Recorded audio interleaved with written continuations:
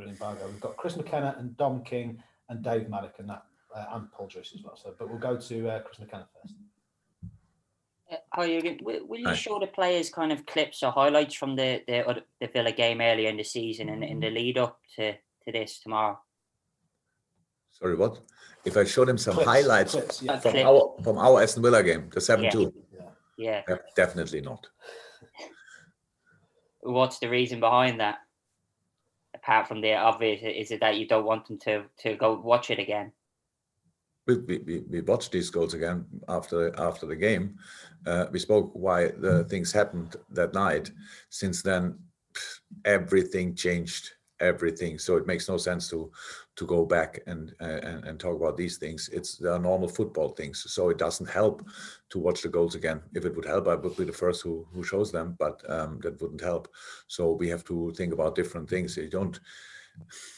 Sometimes you have to show bad things to make the boys or people in general remember some things. I don't think I did that very often in my life, but it might be right sometimes.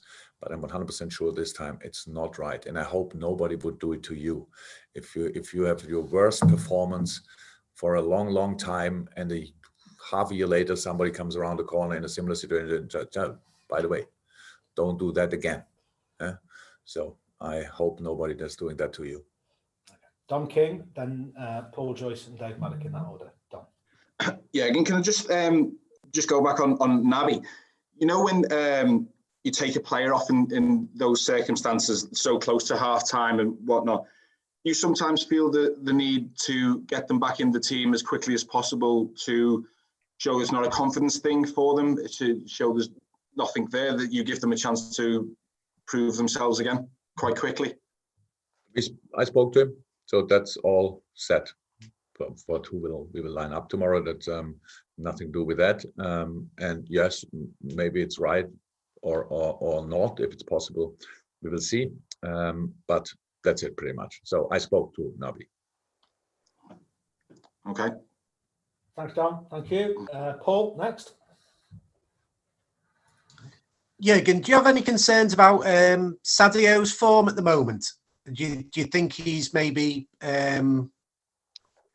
the schedule that he's had probably for 2-3 years, is that catching up with him at all, or are you happy with what he's doing? What's your general view? We all know how good Sadio Mane is, what a player he is, and what he did for us. But obviously the numbers scoring wise now are obviously not great in the moment.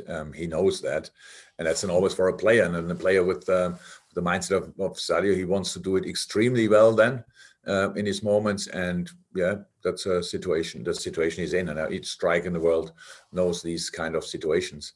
But I'm not concerned, but I see it as well. So that's clear. We work on it. That's the only thing. That's the only answer I can give.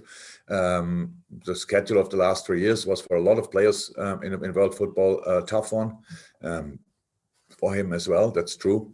But I don't think that's the reason. There's no physical problem for Sadio, not a real one. We all need breaks from time to time. That's clear.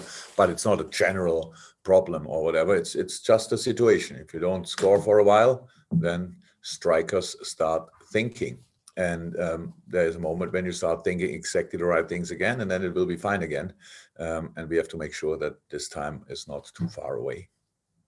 Thank you very much. Final question, Dave Maddock, Mirror. Jurgen, just you said yourself that obviously it's a big week and you don't have opportunity without pressure. There is an extra pressure, if you like, because obviously you've got 2 huge games at Anfield, and the results at Anfield haven't been great. So first of all, have you identified any reasons why, or is there anything you have seen to explain the form at home? And also, what are you doing to work on that? And because obviously you need 2 wins at home now. Yeah. And a win at Leeds then as well. So, which is the next one coming up, I think. Yeah, but one of the main reasons is there's no crowd in. That's no doubt about that. But that's the problem have a lot of teams. So and apart from that, it was the reason why we didn't win home games. Well, we didn't play well enough. Not in all of them. There were some home games when we lost where I thought in other times, even without crowd, we would or we should have won this game for sure, but we didn't. That's true. And now we have a losing streak of what, 4 games? 4 home games? No, six home games in a row. Yeah, 6 out. Wow. Yeah. Okay. Even that. So that's long.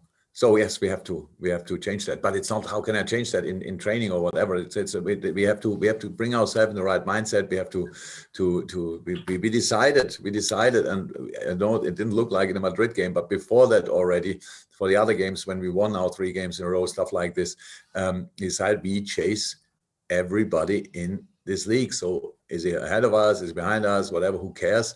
We want to squeeze out of this season whatever we can get. So and there was the game 3 days ago was not a good thing to do, but it happened.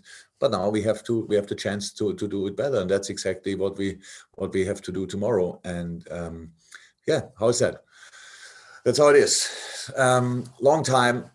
Nobody could really explain why we are so strong at home, at least result-wise. Now this is not easy to explain, but the main reason why we are not exactly the same, or we're not exactly the same, is we miss our supporters. That's how it is. But not to change. So we played very good games without supporters at home, and that's what we have to do now. Okay, guys. Thank you very much. Appreciate it. Speak to some of you tomorrow, no doubt. Thank you. Have a good week. Bye. Bye-bye.